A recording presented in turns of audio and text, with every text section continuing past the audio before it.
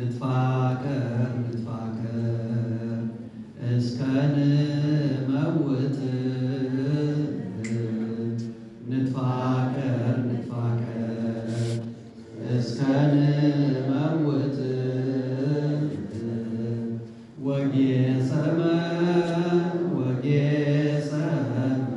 ኩልነ መሬት ወጌሰመ ኩልነ መሬት ወጌሰመ ኩልነ መሬት ወጌሰመ ኩልነ መሬት ንትፋቀር እስከ ንመውት ንትፋቀር እስከ ንመውት ወጌሰመ ኩልነ መሬት ወጌሰመ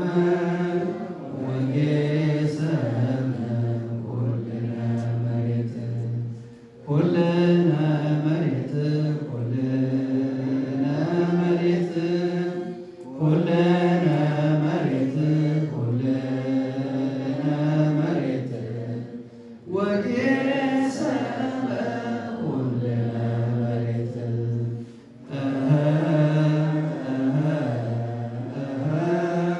ኩልነ መሬት ኩልነ መሬት ኩልነ መሬት ኩልነ መሬት ወጌሰመ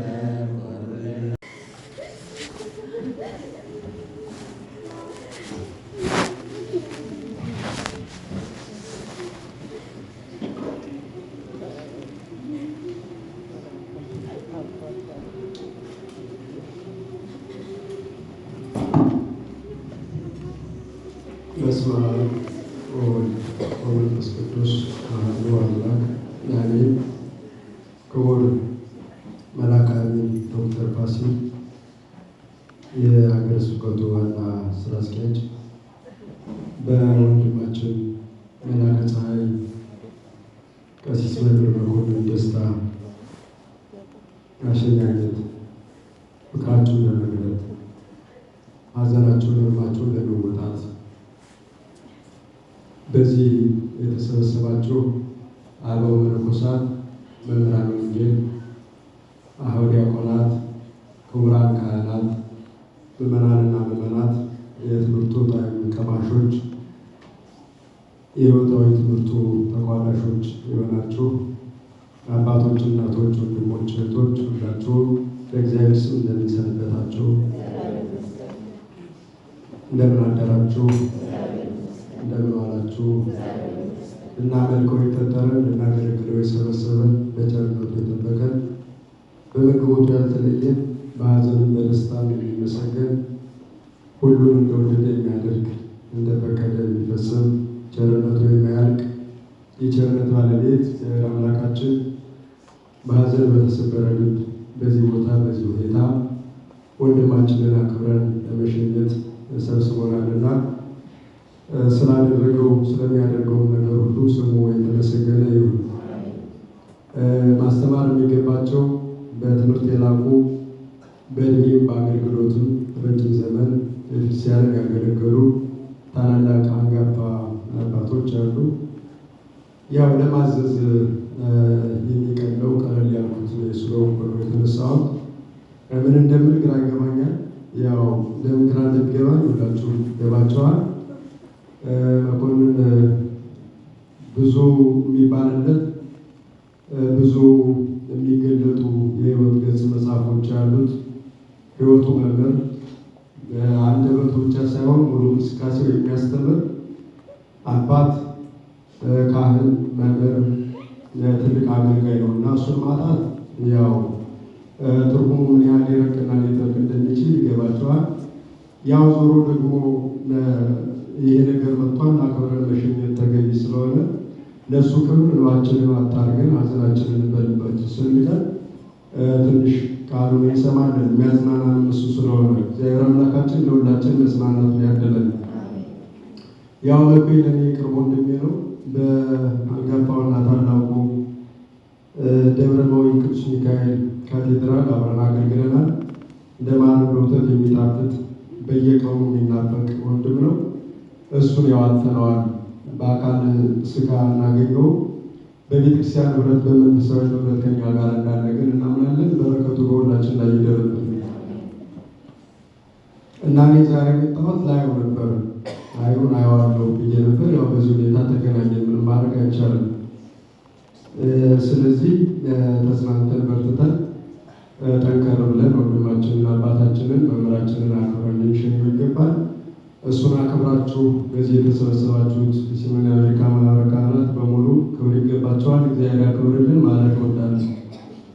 ምዕመናንንም እንዲሁ እግዚአብሔር ክብሩን ያድላችሁ።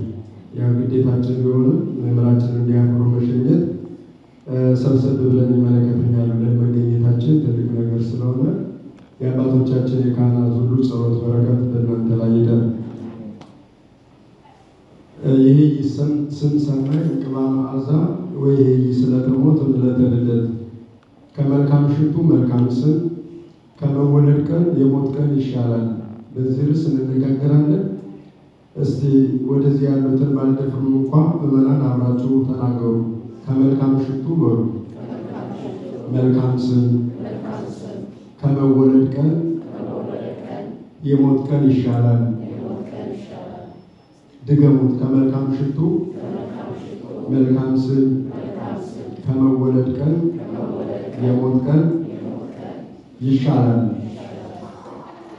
መጽሐፈ መክብብ ምዕራፍ 7 ቁጥር 1 የኃይለ ቃል ተመዝግቦ እናነባለን። እንደኛ እንደ ሰው ከሆነ የመወለድ ቀን ነው የሚሻለው የሞት ቀን? እንደ ሰው እንደ እግዚአብሔርስ የሞት ቀን ይሻላል።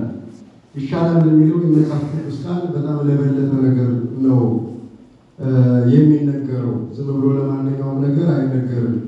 ለምሳሌ ለእኔስ ወደ እግዚአብሔር መቅረብ ይሻለኛል፣ ከዚህ የበለጠ ነገር የለም ለማለት እርግጠኛ ለመሆን የሚነገር ነው።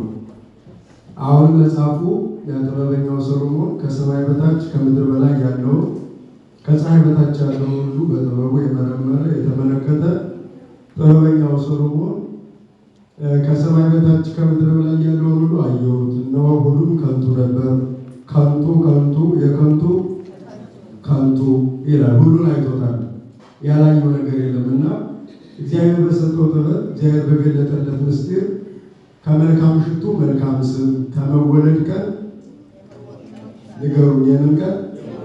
የሞት ቀን ይሻላል። ይህ እግዚአብሔራዊ ሀሳብ ነው። ወደን ልንቀበለው ይገባናል። የሚያጽናናን ከስብራታችን የሚጠግነንም ይሄ ነው። ምክንያቱም የምንወለደው ለሞት ነው፣ የምንሞተው ደግሞ ለሕይወት ነው። ይሄን እናምናለን እምነታችን ስለሆነ እንጂ ዛሬ መኩን በዚህ መልኩ የምንሸኘው አልነበረም። መኖሩ ለእኛ ይጠቅማል፣ እንናፍቀዋለን ሁላችንም። መሄዱ ደግሞ ለእሱ ይሻለዋል። ምክንያቱም መወለድ ከሰው ጋር ለመኖር ነው። መሞት ግን ከማን ጋር? ከሰው ጋር ከመኖር ከእግዚአብሔር ጋር ከመኖር የቱ ይሻላል? የትኛው ይበልጣል? ከእኛ ጋር ኖረ ቆየ። አሁን ከእግዚአብሔር ጋር ለመኖር ጉዞውን አደረገ። ወንድማችን አባታችን በረከቱ ይደርብን። ራሱን ሰጥቷል። ቤተክርስቲያኑን አገልግሏል። ከአንድ ካህን፣ ከአንድ መምህር፣ ከአንድ አገልጋይ የሚጠበቀውን ሁሉ አድርጓል። እኛ ጣነው እንጂ ለእሱ የቀረበት ነገር የለም። ስለዚህ እግዚአብሔር አምላካችን በቅዱሳን በካህናት እቅፍ ይቀበልልን እና ጥበበኛው ሰሎሞን ይህን ያለው የሞት ትርጉም እንዲገባን ነው። ሞት እውነት ለመናገር ከእኛ ጋር ረጅም ጊዜ የኖረ ትርጉሙ ግን ያልገባን ያልተረዳ ነው። አሁን እዚህ ስናለቅስ እኛን ራሳችንን አስበን ነው ማልቀስ ያለብን። መኩማ ወደ ሕይወት ሄደ፣ ተሸጋገረ። እኛን የቀረ ነው። ሊለቀስልን የሚገባም ለእኛ ነው። ለዚያ ነው ጥበበኛው ከመልካም ሽቱ መልካም ስም ከመወለድ ቀን የምን ቀን ይሻላል አለ? የሞት ቀን ይሻላል ያለ ያለ ምክንያት አይደለም። ያ ሁላችሁም እንደምታውቁት እኛ ለልደት ትልቅ ቦታ አለን። የምናከብረው ልደትን ነው። እንዲሁም ደግሞ እልል የምንለው ሰው ሲወለድ ነው። ሰው ሲወለድ እልል እያለ ነው የሚወለደው ወይስ እያለቀሰ? እያለቀሰ እሱ እያለቀሰ እኛ እልል እንላለን ሲወለድ። ሲሞት እሱ ዝም ይላል፣ እኛ በፋንታችን ምን እንላለን? ማልቀስ የነበረብን ሲወለድ ነበር። የኛ የተገላበጠ ነው፣ የተቃረነ ነው ብዙ ነገራችን። ለዚያ ነው ሰው ሲወለድ እልል ብለን እንቀበለዋለን፣ እሱ እያለቀሰ። ሲሞት እሱ ዝም ይላል፣ ወደ ዘላለም ሕይወት እየሄደ ነው። እኛ ደግሞ በፋንታችን እናለቅሳለን ማለት ነው። አሁን ወንድማችንን አባታችንን መምህራችንን እያለቀስን ምንሸኘው የኛ ልማድ ስለሆነ ነው። እንደ እግዚአብሔር እንደ ቅዱሳት መጻሕፍት ብናስብ ወንድማችንን በእልልታ በምስጋና ነበር ምንሸኘው። በእርግጥ አቅም ይጠይቃል፣ እውቀት ይጠይቃል፣ የመንፈሳዊነት ብቃትም ይጠይቃል። ያን ጸጋ እግዚአብሔር አምላካችን ያደለን። ሰው 3 ጊዜ ይወለዳል። ስሙ፣ ስንት ጊዜ? መጀመሪያ ከእናት ከአባቱ ይወለዳል። 9 ወር ከ5 ቀን ጠባብ በሆነችው የእናቱ ማህፀን ውስጥ ተጸንሶ 9 ወር ከ5 ቀን ጊዜ ያሳልፋል። እናቱ ትኩስ ብትጠጣ ሳይፈጀው፣ ቀዝቃዛ ብትጠጣ ሳይበርደው በእግዚአብሔር ድንቅ ጥበብ ተጠብቆ 9 ወር ከ5 ቀን ይቆያል። 9 ወር ከ5 ቀን ከቆየ በኋላ ይወለዳል። የተጸነሰ ሕፃን የመወለጃው ቀን ሲደርስ መወለድ የለብህም ብሎ እንዳይወለድ ማድረግ ይቻላል? አይቻልም፣ አይቻልም። ጊዜው ሲደርስ ይወለዳል። ወደ እግዚአብሔር መሄድ ያለበት ወንድማችንን ጊዜው ሲደርስ መሄድ አትችልም ብለን ማስቀረት አንችልም። እንደዚያው ይሄዳል ማለት ነው። ስንመጣ ከእናታችን ሆድ ከጠባቡ ዓለም የተሻለ ስፋት ወዳለው ስንመጣ ጊዜውን ጠብቀን እንደመጣ ወደዚያኛውም ዓለም ደግሞ ጊዜያችንን ጠብቀን እንሄዳለን። ሁላችንም ሰልፍ እየጠበቅን ነው። ወረፋ ላይ ነው ያለነው። ፊትና ኋላ አንዱ ይቀድማል፣ ሌላው ይከተላል እንጂ ተወልዶ የሚቀር የለም። መሞታችን የተረጋገጠው የተወለድን ዕለት ነው። የተወለድነው ለመኖር አይደለም፣ ለመቆየት ነው የተወለድነው። ለመቆየት ተወልደናል። የቆይታ ጊዜያችን ሲያበቃ ወደ መኖሪያው እንሄዳለን። ወደ መኖሪያው መሄድ የምንችልበት መንገድ ደግሞ ያው በተለምዶ ሞት የምንለው ነው። ስለዚህ ወንድማችን ያን ጽዋ ተቀብሏል። ለእኛም ለእያንዳንዳችን ይደርሰናል። ተዘጋጅተን እንድንጠብቀው ያስፈልጋል። ሞት እንደ ጥላ እንዲዘረው ነው የምንዞረው። ፀሐይ ዝናብ ለመከላከል ይዘናት የምንዞራት ጥላ ስንሄድ ትሄዳለች፣ ስንቆም ትቆማለች። ሞት እንደዚያ ነው። በእያንዳንዳችን ራስ ላይ ያለ ስንሄድ ይሄዳል፣ ስንቀመጥ ይቀመጣል። የቆይታ ጊዜያችን ሲደርስ ግን ወደ ማን ይወስደናል ማለት ነው? ወደ እግዚአብሔር እንሄድበታለን። ሞት ወደ እግዚአብሔር መሄድ የምንችልበት መንገድ ነው፣ ሌላ አይደለም። ከእናት ከአባታችን ተወልደናል። ይህ መጀመሪያው ልደት ነው። ሁለተኛው በጥምቀት ከእግዚአብሔር የምንወለደው ልደት አለ። በካህናት አባቶቻችን አማካኝነት በማይገቡ ተጠምቀን የእግዚአብሔር ልጆች እንሆናለን። የአዳም ልጆች በመሆናችን በእኛ ላይ ያለውን ሞትና መቃብር የተባለውን ዕዳ ማሸነፍ የምንችለው በሁለተኛው ልደታችን ነው፣ የእግዚአብሔር ልጅ በመሆናችን። በ40 ቀን በ80 ቀን ተጠምቀን ሁላችንም የእግዚአብሔር ልጆች ስንሆን በአዳም አማካኝነት ወደኛ የመጣውን ሞት ማሸነፍ የምንችልበትን ኃይልና ብርታት እናገኛለን። ሟች የነበርነው ያው ጊዜያዊ የነበርነው ዘላለማዊ፣ ምድራዊ የነበርነው ሰማያዊ መሆን የምንችልበት፣ ግዙፋን የሆነው ረቂቃን መሆን የምንችልበትን ኃይል የምናገኘው በጥምቀት አማካኝነት ነው። ከእግዚአብሔር ስንወለድ ማለት ነው። ከእግዚአብሔር ስንወለድ ይህ ሁለተኛው ልደት ነው። ሶስተኛው ልደታችን ግን ከመቃብር የመጨረሻዋ እናታችን ከሆነችው ከመቃብር የምንወለደው ልደት ነው። እሱ ትንሣኤ ይባላል። ሁላችንንም አምላካችን ለክብር ትንሣኤ ያብቃል። ከእናት ከአባት ተወለድ፣ ከእግዚአብሔር ተወለድ። መጨረሻ ላይ ግን ከመሬት መወለድ አለብን፣ ከመቃብር ማለት ነው። ከእናት ከአባት ከጥምቀት ብቻ ተወልዶ ግብር ሳይለወጡ መንግሥተ ሰማያት መግባት አይቻልም። መቆያውን ዓለም በሞት እንሰናበተዋለን። የመጨረሻዋ እናታችን አዳም የተገኘባት አዳም የተወለደባት እናታችን መሬት ናት፣ መቃብር ናት። ከሷ ለመወለድ በከርሰ መቃብር እንጸነሳለን። 9 ወር ከ5 ቀን አይደለም። ማን እስኪመጣ ነው የምንጸነሰው? ማን እስኪመጣ? አምላካችን እስኪመጣ ድረስ በከርሰ መቃብር እንጸነሳለን። እሱ በመጣበት ጊዜ ከእናታችን አዳም ከተወለደባት እናት የሁላችን እናት ከሆነችው ከመቃብር እንደገና እንወለዳለን። የሁላችንም ዘር፣ ቋንቋ፣ ጎሳ ሳትለያይ ሁላችንም ጸንሳ መውለድ የምትችለው መቃብር ናት። ያችን እያንዳንዳችን እንደ ጽዋ በየተራ እናገኛታለን። ዕጣ ፈንታችን ናት፣ አትቀርም። የተወለደ ሁሉ ጉዞ የሚያደርገው ወደ ሞት ነው። የሞተ ሁሉ ግን ጉዞ የሚያደርገው ወደ ትንሣኤ ነው። የተወለደ ለሞት ቅርብ ነው፣ ጉዞ የሚያደርገው ወደ ሞት ስለሆነ፣ የሞተ ደግሞ ለትንሣኤ ቅርብ ነው፣ ጉዞ እያደረገ ያለው ወደ ትንሣኤ ስለሆነ ማለት ነው። አባታችን መምህራችን የቆይታ ጊዜያቸውን በጥሩ አገልግሎት ዘምንሱ ሕይወቱ ውስተ ቤተ እግዚአብሔር ከሕፃንነቱ ጀምሮ እድገቱ በቤተ መቅደሱ ነው። ከቤተ መቅደሱ ወደ ቤተ መቅደሱ ነው የሄደው አባታችን መምህር ቀሲስ መላከ ፀሐይ መኮንን ደስታ በረከቱ በሁላችን ላይ ይደረብን። ጊዜውን ሰውቷል። አንደበቱ ሰው አያስገባም። ፍቅሩ ተነግሮ አያልቅም። ያ ወንድሞቹ ሁሉ እንዳንድ ልብ መካሪ እንዳንድ ቃል ተናጋሪ ሆነው የሚመሰክሩለት ነው። ታላላቅ አባቶች፣ አንጋፋ አባቶች እንባ እየተናነቃቸው የመጡት ዝም ብለው አይደለም። ፍቅሩ ነው። ፍቅሩ እንደ ጦር የሚወጋ ነገሩ አይደለም።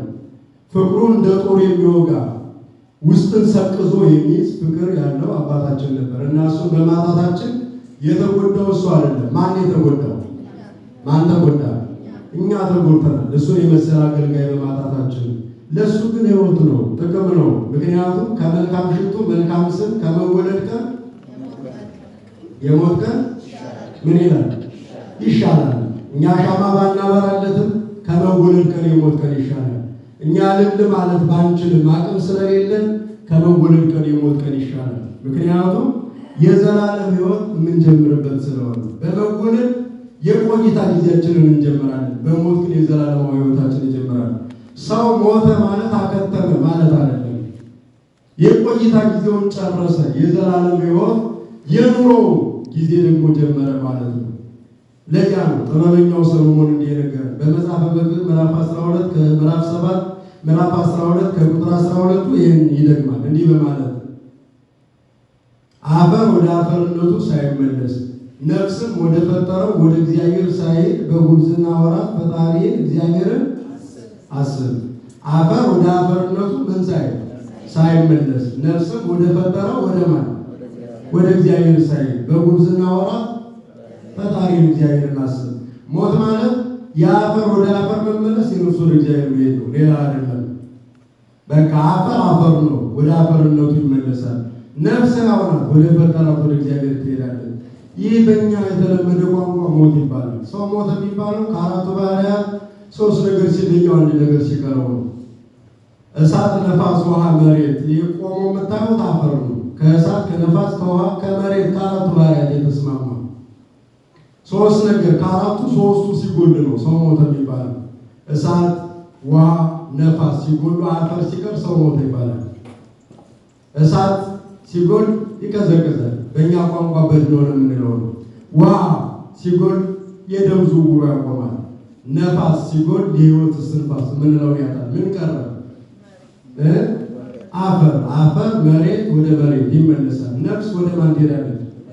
ስለዚህ ሞት ማለት የአፈር ወደ አፈር መመለስ፣ የነፍስ ወደ ማን ሄድ? ወደ እግዚአብሔር ሄድ ማለት ነው።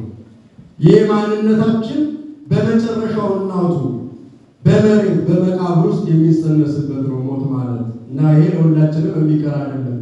ተዘጋጅተን እንድንጠብቀው ያስፈልጋል እና ወንድማችን መምህራችን ቀሲስ መኮንን ቤተክርስቲያንን አገልግለው ከቤተክርስቲያን ሳይለዩ ምዕመናንን አገልግለው ራሳቸውን ሰጥተው የፍቅር ጥግ የሚባለውን መጦተር ሳከናውነው ክርስቶስን መስለው የኖሩ አባታችን ወንድማችን ናቸው። ነውር ማናገኝላቸው፣ ነቀፋ የሌለባቸው ራሳቸውን የሰጡ ምርጥ አገልጋይ አጥተናል። እንደኛ ተጎድተናል። ለእሳቸው ደግሞ ከእግዚአብሔር ጋር ኖሮ ስለጀመሩ ከዚህ ይልቅ ወደዚያኛው መሄድ የተሻለ የበለጠ ስለሆነ ከምድራዊ ቤተ መቅደስ ወደ ዘላለማዊ ወደማያልፈው የሰው እጅ ከሰራው ቤተ መቅደስ የሰው እጅ ወዳልሰራው ሕልፈት ወደሌለበት የዘላለም ሕይወት ወደ ተዘጋጀበት ጻድቁን የሚወዱትን አቡነ ገብረ መንፈስ ቅዱስን መስለው ተከትለው ሄደዋል።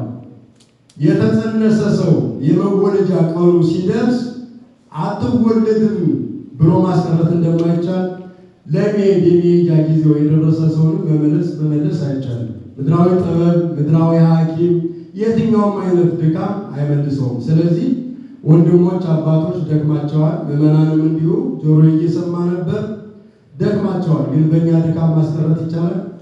የማን ስራ ነው ይሄ? የእግዚአብሔር ስራ ነው። እግዚአብሔር የወደደውን አደረገ ብለን ከሐዘናችን መጽናናትና መበርታት ይኖርብናል። እኛ የምንፈራው ሞት የዘላለም ሕይወት መገኛ ነው። ለዚያም አባቶቻችን ሲለምኑት ሲማጸኑት የነበረው ሐዋርያው ቅዱስ ጳውሎስ እንዲህ ይላል፣ ወአልቦ እምኔነ ዘለርሱ ያዩ ወዘለርሱ ይመውት፣ ከእኛ መካከል ለራሱ የሚኖር ለራሱም የሚሞት የለም። መኒ ሀየሆነ ለእግዚአብሔር ነሐዩ፣ ብንኖር እግዚአብሔርን ለማገልገል እንኖራለን። ወመኒ ሞትነ ለእግዚአብሔር እንመውት፣ ብንሞትም እግዚአብሔርን ለማገልገል እንሞታለን። ወመኒ ሀየሆነ ወመኒ ሞትነ ለእግዚአብሔር ነነ፣ ብንሞትም ብንኖርም ለእግዚአብሔር ነው ይላል። መኖራችንና መሞታችን በእኛ ላይ የሚያመጣው ለውጥ የሚታየው እንዳይታይ ማድረግ እንጂ አገልግሎታችንን መግታት አይደለም። አገልግሎታችን እንደ ሰው አይደለም፣ እንደ መላእክት ይቀጥላል።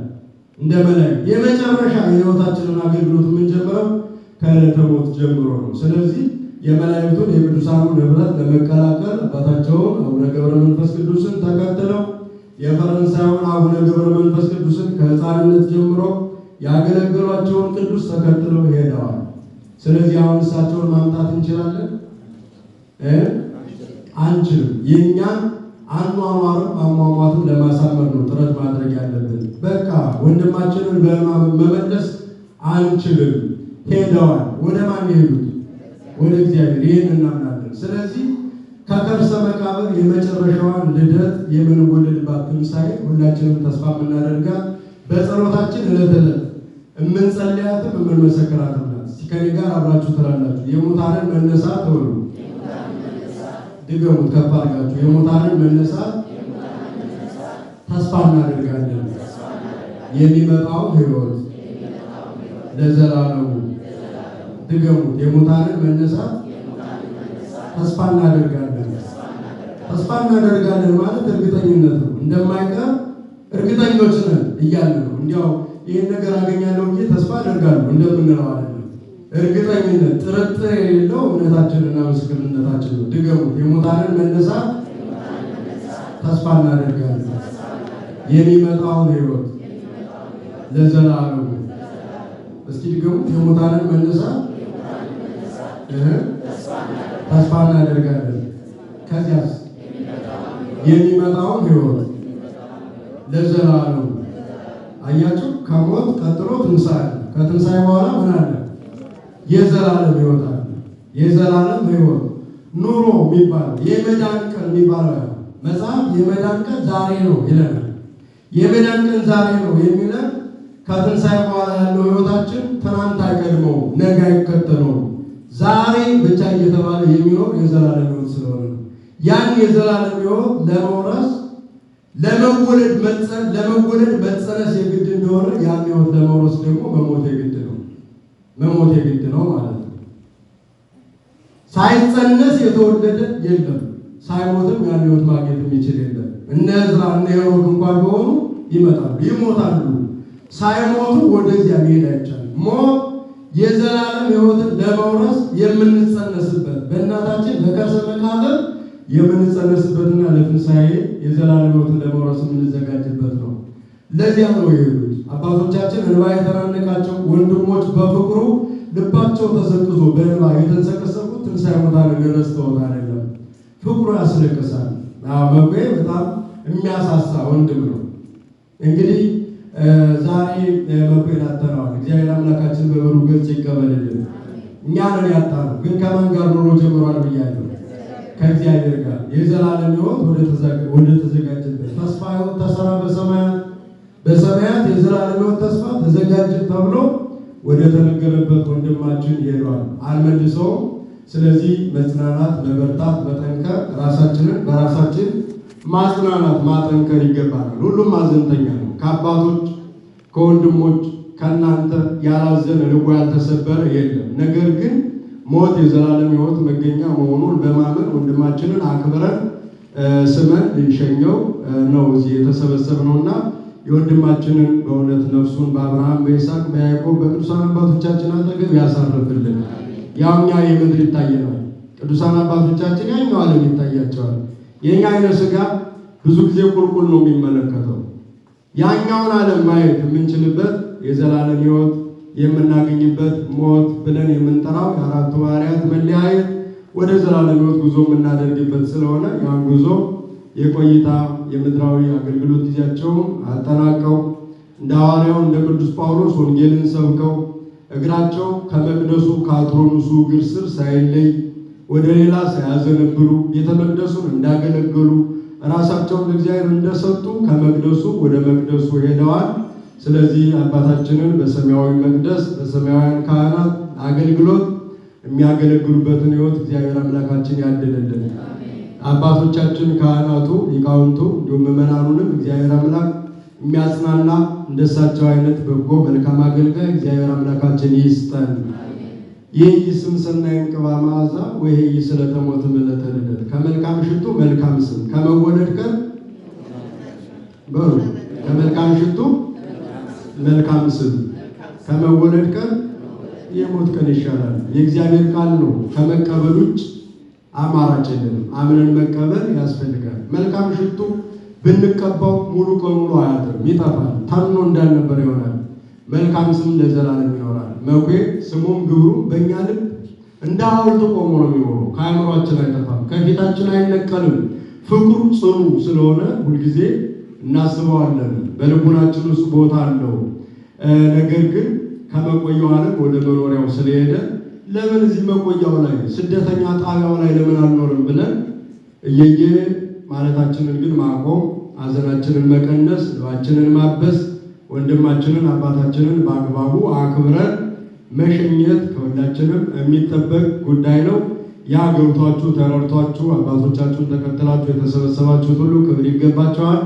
ክርስቶስን መስላችኋል፣ ተከትላችኋል። ክርስቶስ በዚህ ምድር ላይ ሰርግ ቤት ሄዷል፣ ልቅሶ ቤትም ሄዷል። ሰርግ ቤት የጎደለውን ሞልቷል፣ ለቅሶ ቤት ከሚያለቅሱት ጋር በማልቀስ አይተነዋል። እና ይህ ክርስቶስን የመምሰል ተግባር ነው። ከታመመበት ጊዜ ጀምሮ ከእግሩ ሳትለዩ ያገለገላችሁትን ሁሉ እግዚአብሔር በሕመማችሁ በችግራችሁ ጊዜ እንደዚህ አይነት ረዳት ይስጣችሁ። ወንድማችንን አባታችንን ለአብርሃም በይስሐቅ በያዕቆብ አጠገብ ያኖርልን።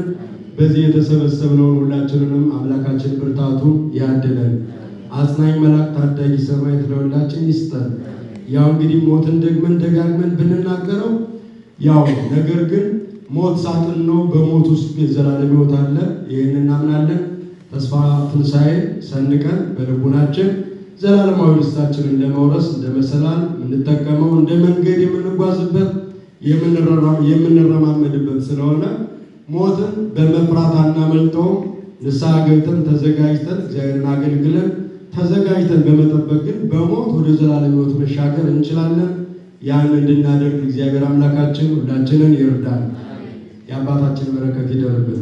ብዙ ተናጋሪዎች አሉ፣ ብዙ አባቶች አሉ። ቅድም እንዳልኩት ያው እኔ እንደምንም እንባዬን ዋጥ ሐዘኔንም ድብቅ አድርጌ ከፊት ለመቅደም የሞከርኩት ያው ላይ ነበር የመጣው አልቻልኩም። ነገር ግን ይህን እድል ጋር ሲያግኝ ብለው ነው አባቶች ወንድሞች ለእኔ የሰጡኝ እድሉን።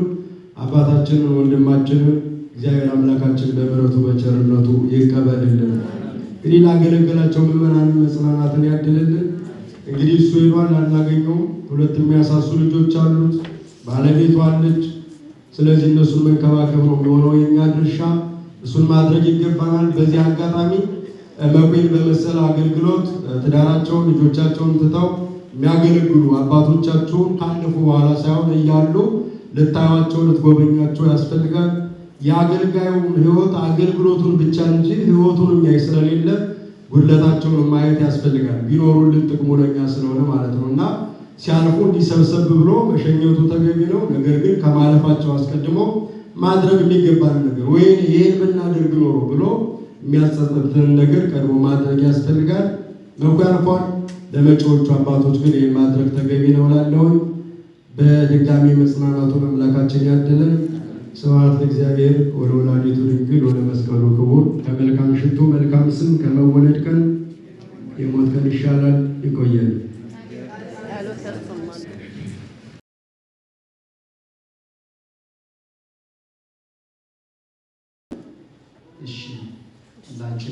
በሥላሴ ስም እንጸልይ።